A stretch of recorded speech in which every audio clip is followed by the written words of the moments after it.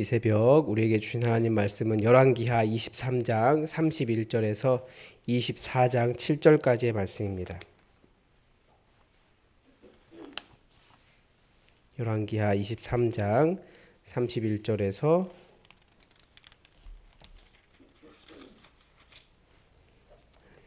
24장 7절까지 우리 하나님의 말씀을 다 함께 받들어 읽겠습니다. 여호아스가 왕이 될 때에 나이가 23세라 예루살렘에서 석 달간 다스리니라. 그의 어머니의 이름은 하무달이라 림나 예레미야의 딸이더라. 여호아스가 그의 조상들의 모든 행위대로 여호와 보시기에 악을 행하였더니 바로 느고가 그를 하마 땅 리블라에 가두어 예루살렘에서 왕이 되지 못하게 하고 또 그 나라로 은 100달란트와 금 1달란트를 벌금으로 내게 하고 바로 느고가 요시아의 아들 엘리야김을 그의 아버지 요시야를 대신하여 왕으로 삼고 그의 이름을 고쳐 여호야김이라 하고 여호아스는 애굽으로 잡아갔더니 그가 거기서 죽으니라. 여호야김이 은과 금을 바로에게 주니라. 그가 바로 느고의 명령대로 그에게 그 돈을 주기 위하여 나라에 부과하되 백성들 각 사람의 힘대로 액수를 정하고 은 금을 징수하였더라. 여호야김이 왕이 될 때 나이가 25세라 예루살렘에서 11년간 다스리니라. 그의 어머니의 이름은 스비다라 루마 부다야의 딸이더라. 여호야김이 그의 조상들이 행한 모든 일을 따라서 여호와 보시기에 악을 행하였더라. 여호야김 시대에 바벨론의 왕 느부갓네살이 올라오매 여호야김이 3년간 섬기다가 돌아서 그를 배반하였더니 여호와께서 그의 종 선지자들을 통하여 하신 말씀과 같이 갈대아의 부대와 아람의 부대와 모압의 부대와 암몬 자손의 부대를 여호야김에게로 보내 유다를 쳐 멸하려 하시니 이 일이 유다에 임함은 곧 여호와의 말씀대로 그들을 자기 앞에서 물리치고자 하심이니 이는 므낫세에 지은 모든 죄 때문이며 또 그가 무죄한 자의 피를 흘려 그의 피가 예루살렘에 가득하게 하였음이라. 여호와께서 사하시기를 즐겨하지 아니하시니라. 여호야김의 남은 사적과 행한 모든 일은 유다 왕 역대 지략에 기록되지 아니하였느냐. 여호야김이 그의 조상들과 함께 자매 그의 아들 여호야긴이 대신하여 왕이 되니라.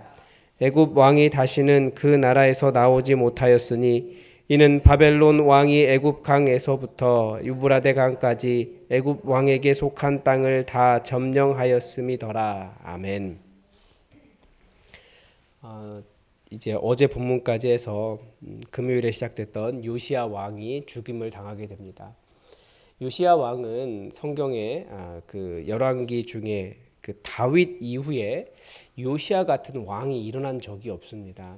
무엇보다도 요시야에 대한 기록에 보면 이스라엘이 유월절을 지킨 적이 없어요. 사사 시대부터. 그런데 또 유월절을 지켰고 더군다나 남유다와 북이스라엘이 갈라지면서 서로 달력이 달랐습니다. 그런데 그 달력도 하나로 만들고 해서 다 함께 그 모인 아주 선한 왕이라고 할 수 있는데 하나님께서 이미 그 유다를 망하게 하시려고 작정을 하셨기 때문에 그나마 요시야를 배려하신 것이 전쟁에서 죽게 하신 거죠. 그래서 평안히 그의 묘실에 들어갈 수 있도록 해주셨습니다. 그래서 참 이해할 수는 없죠. 어떻게 보면 전쟁에서 죽은 왕이 죽은 것이 하나님의 배려일 수 있는가. 그런데 사실은 더 비참한 일이 일어나요. 이제 앞으로 일어나는 일들을 보면 왜 그렇게 되는지는 앞으로 계속 이야기하겠죠. 이제 오늘 본문에서는 여호아스 요시야의 아들인 23세의 왕이 되어 예루살렘에서 3개월을 다스린 여호아스의 내용입니다. 여호아스의 또 다른 이름은 살룸이라고 합니다. 그런데 그는 3개월을 굉장히 짧았잖아요. 3개월 통치했잖아요. 근데 그 사람은 매우 악한 왕으로 기록되어 있습니다. 3개월밖에 통치하지 않았는데 그를 평가할 때 악한 왕이에요. 그 이스라엘 역사가 신비한 것이 이 여호아스의 아버지 요시야는 너무나 훌륭한 왕이었는데 어떻게 그 밑에서 이런 아들이 태어날 수 있는가? 그것도 3개월밖에 통치하지 않았는데 악한 왕이라고 평가할 수 있겠는가? 왜 좋은 신앙이 자녀의 대까지 그렇게 이어지기 어려운 것일까? 계속 고민을 해보면 본문이 그것에 대해서 딱 말해주는 것은 없지만 계속 왕들이 태어날 때마다 왕들이 세워질 때마다 그의 어머니가 누구더라 이런 얘기를 계속 하고 있어요. 그래서 이것이 결국 어머니의 영향력이 아니었을까라는 생각이 드는 거죠. 왜냐하면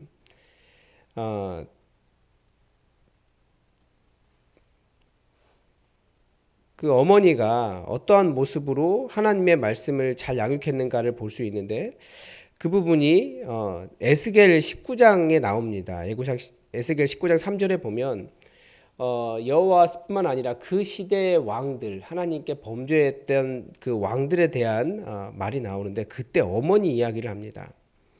그때 남유다의 그 문제를 볼 수 있는데 거기에서 고관들을 비판하면서 어머니에 대한 이야기와 자녀에 대한 이야기를 동시에 비판하는데 그때 그렇게 물어봐요. 먼저 내 어머니는 누구냐? 암사자라.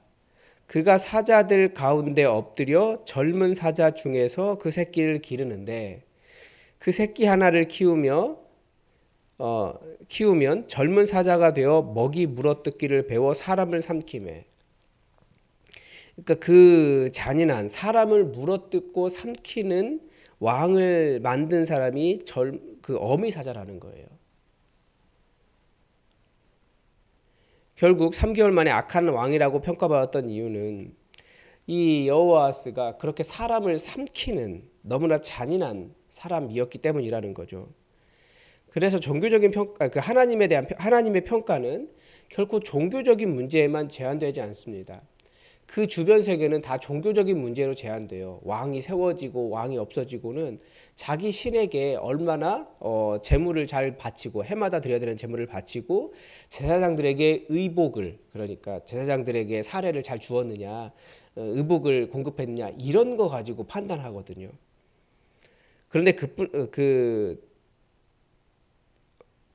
성경은 결코 종교적인 문제에만 제한되지 않고 세상에서 어떻게 정의를 이루며 살았느냐 이 문제도 굉장히 중요한 것입니다. 왜냐하면 왕들은 세상에 정의를 세우기 위한 재판관의 역할이었기 때문에 그렇습니다.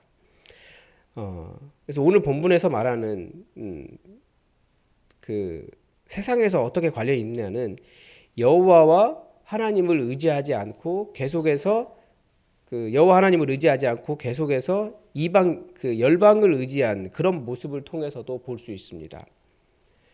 먼저 여호아스는 그 아수르 계열인 것 같아요. 친아수르 계열. 아버지 요시야도 친아수르 성향이었던 것 같습니다. 뭐 성향이었다기보다는 그 속국에 속해 있었기 때문에 위에서 시키면 어쩔 수 없이 하는 것이 있었죠. 그래서 애굽의 바로 느고가 지금 국제 정세가 어떠냐면 바벨론이 막 성장하고 있어요. 아수르가 원래 강력했는데 아수르가 바벨론이 성장하니까 아수르가 좀 줄어들고 있었습니다. 이때 애굽이 아수르가 줄어드네. 이때 아수르를 쳐야지 하고 애굽 그 이스라엘 땅을 통과해서 애굽이 지금 행진하는 중이었어요. 근데 아수르가 아마 유다에게 이렇게 가는 길 막아라라고 얘기했겠죠. 그러니까 무깃도에서 이제 요시야가 이 애국 군대를 막아선 겁니다. 그래서 애국 군대가 그 바로 느고가 막지 말아라, 너 죽으려고 하냐, 네가 무슨 힘이 있냐, 그래도 안 비키는 거예요. 그래서 무깃도에서 죽었습니다. 그래서 이 무깃도가 그 요한계시록에 뭐 우리 그냥 사람 잘 모르니까 아마겟돈 전쟁 그러는데 그 아마겟돈이 이 무깃도입니다. 그 헬라어 음차예요. 그래서 최후의 전쟁을 이야기하는 것이 아니라 가장 선한 왕이 죽었던 그 무깃도 전쟁을 의미하는 건데 거기에 비유해서 또 다른 전쟁을 이야기하는 것인데 영적인 전쟁을 그래서 아무튼 그 요시야가 바로 느고에 의해서 죽었습니다. 근데 사람들이 그러면 바로가 원하는 사람을 왕으로 세워야 되는데 백성들이 여호와스를 세운 거예요. 그 사람이 왕이 되면 좋겠다. 그래서 백성들의 엄청난 지지를 받고 여호야김이 왕으로 세워졌는데 여호야김이 그렇게 백성들을 집어삼키는 젊은 사자였다라는 거죠. 그래서 하나님께서는 다시 바로 그 애굽의 바로 느고를 시키셔서 그 여호아스를 폐위시켜 버립니다.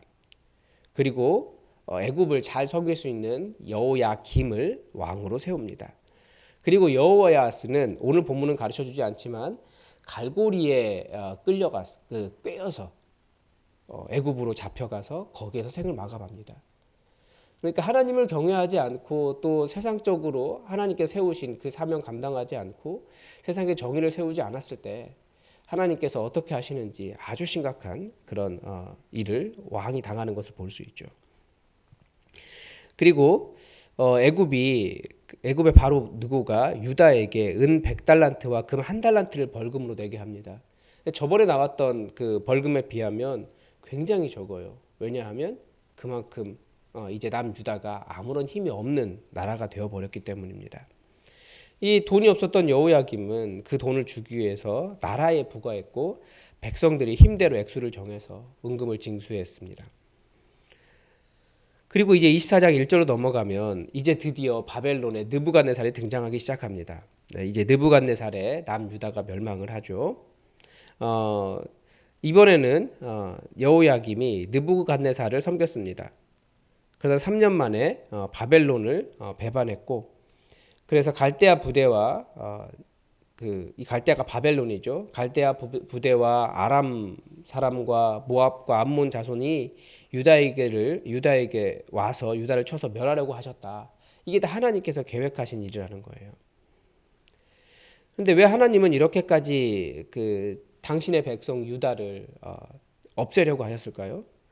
24장 3절에 보면 하나님께서 유다를 하나님 앞에서 물리치고자 하셨기 때문입니다. 왜냐하면 므낫세가 지은 죄 때문이다. 이렇게 가르쳐 줍니다. 므낫세가 무죄한 자의 피를 흘려서 그 피가 예루살렘에 가득했기 때문입니다. 우상을 섬겼기 때문입니다. 예루살렘 여호와 하나님께서 예루살렘을 그들을 사하시기를 기뻐하지 않으셨다라고 하시고, 그리고 선지자들을 통해서 보내신 하나님의 뜻이 이루어지게 하신 것이다라고 말합니다. 그러니까 이스라엘이 지금 계속해서 하나님을 버린 것이 세 가지 정도로 나타납니다. 하나는 외세를 섬긴 것과, 그러니까 하나님을 의지하지 않고 외세를 섬긴 것과, 또 하나는 우상을 섬긴 것과, 또 하나는 무죄한 피를 흘린 것입니다. 외세를 섬긴 것이 아플 때 병원 가고 이런 것 의미하는 것 아닙니다. 병원도 다 나누지는 못했지만 하나님께서 세우신 일반 은총에 속해 있기 때문에 병원 가도 괜찮아요. 근데 외세를 섬긴다라고 하는 것은 그게 내 마음에 우상이 되어 있는 거예요. 병원에 가도 우리가 환우들을 위해서 기도할 때 보면 아무리 의사 선생님이 수술을 잘해도 그 이후에 회복과 치유는 또 하나님께서 하신 일이거든요. 그러니까 하나님을 제대로 의지하는 것을 의지하지 않는 것을 의미하는 겁니다. 그러니까 외세 섬긴 것, 우상 섬긴 것, 또 그 땅에 무죄한 피를 흘린 것, 이렇게 요약할 수 있습니다. 이 시대에 활동했던 이사야 선지자가 그래서 이스라엘의 죄를 지적하면서 처음에 얘기한 게 그거잖아요. 그래, 너희들 제사 잘 지낸다. 안식일만 되면 예루살렘에 고기 타는 냄새가 가득하다. 그러니까 제사를 열심히 지렸기 때문에 그런 거죠. 그런데 나는 너희 이 제사 받고 싶지 않다. 너희가 이거 드린다고 자랑스러워 하는데 그 돈 벌자고 주중에는 어떻게 생활하느냐. 무죄한 자의 피를 흘리고 숨어있다 피를 흘리고 너희 손에 피가 너무나 가득하다. 사람 죽이고. 그렇게 해서 재물 가져오면 내가 그 재물 기뻐하겠느냐. 처음에 비판한 게 그거잖아요. 사회의 정의가 세워지지 않을 때 하나님은 하나님의 백성이라고 선택한 자라 할지라도 하나님은 그들을 그 앞에 두기 싫어하신다라는 것을 우리는 기억해야 됩니다. 그래서 참 안타까운 게 그런 거예요. 한국에서 전 세계 교회가 누구도 어떤 거대한 선교 대회를 감당할 수 없어서 로잔 대회를 한국 교회가 감당을 했습니다. 원래 로잔 대회는 다들 자기들이 돈 내서 오는데 그 돈도 낼 수 있는 나라들이 이제 없는 거예요. 그래서 우리나라에서 몇십억 냈어요. 그래서 우리나라 한 교회가 몇십억 내가지고 로잔 대회를 한국에서 개최를 했는데 사회 정의에 대한 부분을 뺐어요. 여러 가지 이유가 있죠. 사람들이 자꾸 문제 있더라 그래요. 사회 정의를 부르짖고 이 사회가 하나님 나라로서의 변화되는 그런 변혁이나 개혁을 이야기하는 것을 교회가 싫어해요. 이상하죠. 그런데 그런 일이 있어서 아예 로잔에서 14개 중에 딱 하나 사회정의 넣어놨는데, 사회복음 넣어놨는데 그것마저도 약화시켜버린 그런 대회가 되고 말았어요. 한국에서 돈이 많다 보니까 한국적인 기독교가 전 세계적인 기독교가 되었죠. 그런데 성경은 분명히 사회에서 무죄한 자의 피를 흘리는 것에 대해서 하나님께서 아주 싫어하시고 그것은 비판의 대상이 된다라는 것을 알고 하나님의 정의를 이 세상에 세우는 일에도 우리가 관심을 가져야 됩니다. 그래서 가난한 사람들을 억울하게 하지 않고 뇌물을 받고 재판을 굽게 하지 않고 사기치지 않고 횡령하지 않고 간음하지 않고 정직하게 행하는 모든 일이 다 하나님을 섬기는 일과 관련이 있습니다. 그래서 예레미야 선지자는 이 여호야김 시대를 비판하면서 이야기한 쭉 열거한 것이 있어요. 불의, 불공평, 교만, 탐심, 무죄한 피를 흘림, 압박, 폭력 이런 악행 등을 행했다고 지적했습니다. 여기에는 하나님에 대한 것이 없어요. 세상의 문제인 거죠. 왜냐하면 이 온 세상도 하나님께서 만들어 놓으신 거기 때문에 이 세상도 하나님의 뜻대로 움직여 나가는 것이 하나님 나라를 만들어가는 것입니다. 그래서 제가 청년들에게 직장 간다고 할 때 열심히 하라고 하나님께서 그것도 만드셨고 세우셨기 때문에 그 일 잘 돌아가게 하는 것도 하나님의 일이라고 그렇게 말합니다. 그게 맞는 거예요. 세상과 교회가 구분되어서 세상은 완전히 딴 세상, 여기는 하나님의 나라 아니다라고 말하는 건 옳지 않습니다. 여러분의 직업이나 하는 일들도 하나님 나라를 세우는 일이라는 것을 기억하시고 거기에 정직을 이루는 것, 하나님의 뜻을 이루는 것이 또 하나님께 칭찬되는 일이라는 것을 기억하셨으면 좋겠습니다. 하나님은 하나님께로 돌아온다라고 하는 것은 종교적인 문제 그 당연히 필요하죠. 하나님 바르게 섬기는 것, 하나님만 섬기는 것. 그러나 하나님이 하나님의 뜻대로 이 세상도 정의롭고 정직하게 그렇게 만들어가는 것, 배려하고 하면서 친절하게 만들어가는 일에도 우리가 힘쓰시기 바랍니다. 아무튼 중요한 것은 이 사람들이 자꾸 하나님을 버리고 다른 것 의지했습니다. 그럴 때 이리저리 흔들리다가 결국 유다가 망하게 되는 거죠. 여호와 하나님 바르게 섬기고 하나님의 뜻이 무엇인지 분별하며 이 땅에 하나님 나라를 세워갈 수 있기를 바랍니다. 오늘도 하나님의 뜻이 우리에게 이루어지기를 우리 주기도문으로 기도하겠습니다. 하늘에 계신 우리 아버지, 아버지의 이름을 거룩하게 하시며 아버지의 나라가 오게 하시며 아버지의 뜻이 하늘에서와 같이 땅에서도 이루어지게 하소서. 오늘 우리에게 일용할 양식을 주시고 우리가 우리에게 잘못한 사람을 용서하여 준 것 같이 우리 죄를 용서하여 주시고 우리를 시험에 빠지지 않게 하시고 악에서 구하소서. 나라와 권세와 권능과 영광이 영원히 아버지의 것입니다. 아멘. 여러분 어제 이종민 장로님이 그 예배에 오셨더라고요. 네, 눈이 아주 맑아지셨대요. 네, 기도에 감사드리고 또 이종민 장로님이 다시 또 하나님께 깊이 감사하고 그런 시간이었습니다. 여러분 계속해서 우리 교회 환우들을 위해서 기도해 주시고 특히 연로하신 어르신들 교회에 오는 게 가장 행복한 일인데 교회에 오는데 어려움 겪지 않도록 여러분들이 기도 많이 부탁을 드립니다. 계속해서 우리 자녀들의 미래를 위해서 기도해 주시기 바랍니다. 그리고 우리 청년들을 위해서도 기도해 주시고 그리고 우리 교회가 하나님의 뜻을 잘 이루는 그런 교회가 되도록 사명의 자리를 찾아갈 수 있게 해달라고 여러분 기도해 주시기 바랍니다. 우리 다 함께 기도하겠습니다.